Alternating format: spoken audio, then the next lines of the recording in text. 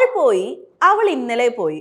രണ്ടും തമ്മിൽ വലിയ വ്യത്യാസങ്ങളൊന്നുമില്ല, പക്ഷെ ഗ്രാമാറ്റിക്കലി ഭയങ്കര ഡിഫറൻസ് ആണ് കേട്ടോ.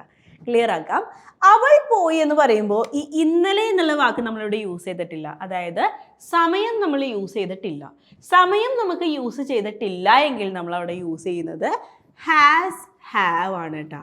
Has have. സമയം യൂസ് ചെയ്തിട്ടില്ല എങ്കിൽ അങ്ങനെയാണെങ്കിൽ അവൾ പോയി എന്നെങ്ങനെ പറയും? അവൾ, ഷീ ആയതുകൊണ്ട് ഹാസ് ചേർക്കണം. പോവുക എന്നതിൻ്റെ ഇംഗ്ലീഷ് ഗോ എന്നാണ്, പക്ഷെ ഹാസ് ഹാവിനൊരു കുഴപ്പമുണ്ട് കേട്ടോ, വേർബ് V3 ആയിരിക്കേ. സോ ഷീ ഹാസ് ഗോൺ, ഗോയിൻ്റെ V3 gone. She has gone, അവൾ പോയി.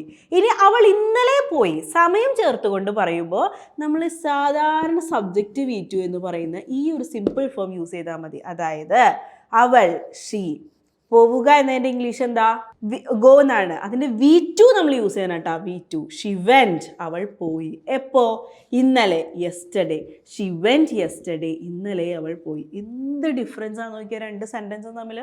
അതാണ് ഞാൻ പറഞ്ഞത്, ഗ്രാമർ എന്ന് പറയണത് വളരെ ക്ലിയർ ആയിട്ട് തന്നെ പഠിക്കണം. ഇങ്ങനെ സംസാരിപ്പിച്ച് പഠിപ്പിച്ചുകൊണ്ട് നമ്മളുടെ പുതിയ ബാച്ച് നമ്മൾ സ്റ്റാർട്ട് ചെയ്യാണ് കേട്ടോ. ഇംഗ്ലീഷ് ബസ്സിൻ്റെ ബിഗിനേഴ്സിൻ്റെ പുതിയ ബാച്ച് സ്റ്റാർട്ട് ചെയ്യാണ്. സോ താല്പര്യമുള്ളവർക്ക് താഴെ കാണുന്ന നമ്പറുമായിട്ട് വേഗം തന്നെ കോൺടാക്ട് ചെയ്യുക.